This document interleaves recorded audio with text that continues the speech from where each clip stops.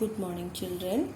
Today we are going to do the think zone of chapter 1 and an activity which is given in your book.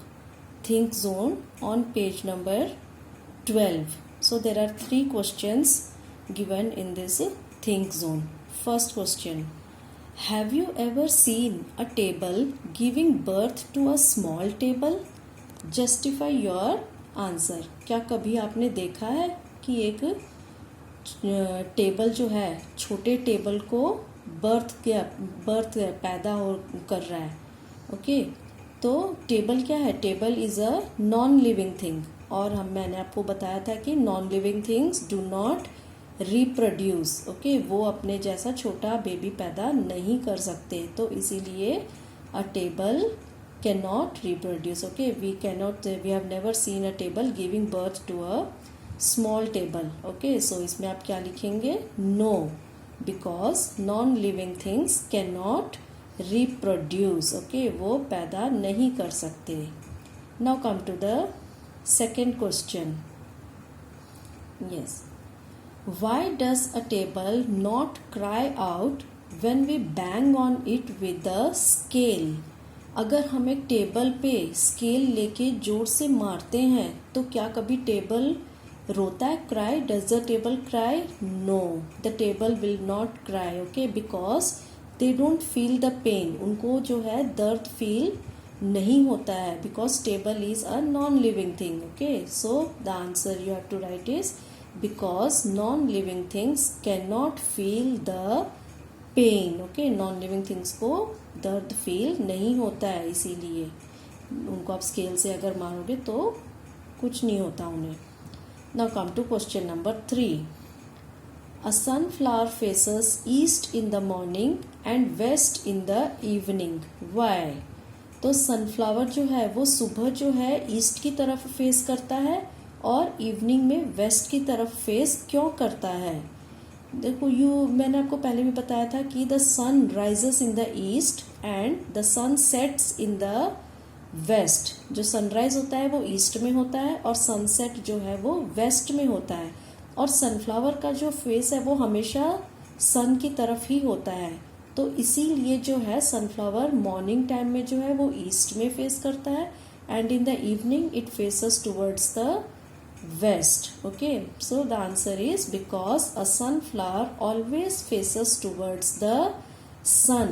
You can see the picture also down here. This is a sunflower and it is facing towards the sun. Okay, आपको दिख रहा है ये picture में sunflower जो है वो सन की तरफ फेस कर रहा है. ओके, और जब सूरज दूसरी तरफ चला जाता है तो ये फ्लावर का मुंह भी उस तरफ फेस करता है. Okay, towards the sun. Then we have an activity. Okay, there are on page number 14. So we will go to the activity next. Okay, so here there is an activity 1. Okay, first activity. First I will discuss about the second activity, then I will go to the first one. Okay, second one. Some living things are so small that we cannot see them with our naked eyes.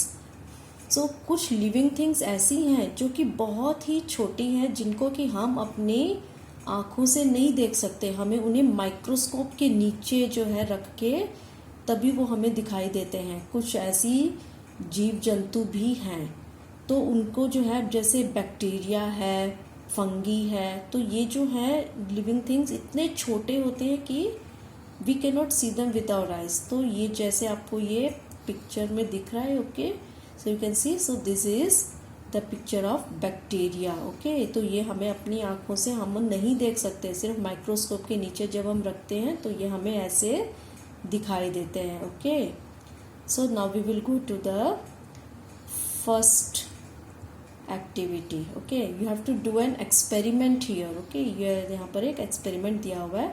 so what you have to do here is you have to take a few seeds of मूंग और ग्राम. मूंग मतलब कि जो आपके घर में हरे मूंग होते हैं, आप अपनी मम्मी से पूछना, वो आपको देंगे. ओके, उनसे आप लोगे. या फिर ग्राम मतलब कि चने.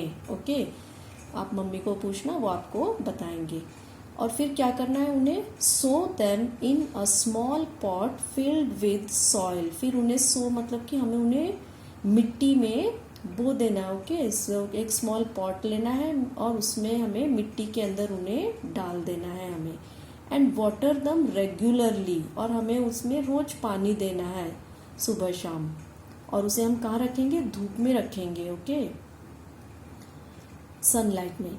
After a few days of observation you can see the growth of seeds into seedlings. तो कुछ दिनों के बाद ओके हमें दिखाई देंगे कि वो जो सीड्स आपने डाले थे हमने उसमें मिट्टी में, वो उगने शुरू हो गए हैं। ओके, उनमें से जो है सीडलिंग्स जो है, सीडलिंग्स मतलब कि छोटे छोटे पौधे जो है वो उगने शुरू हो गए हैं।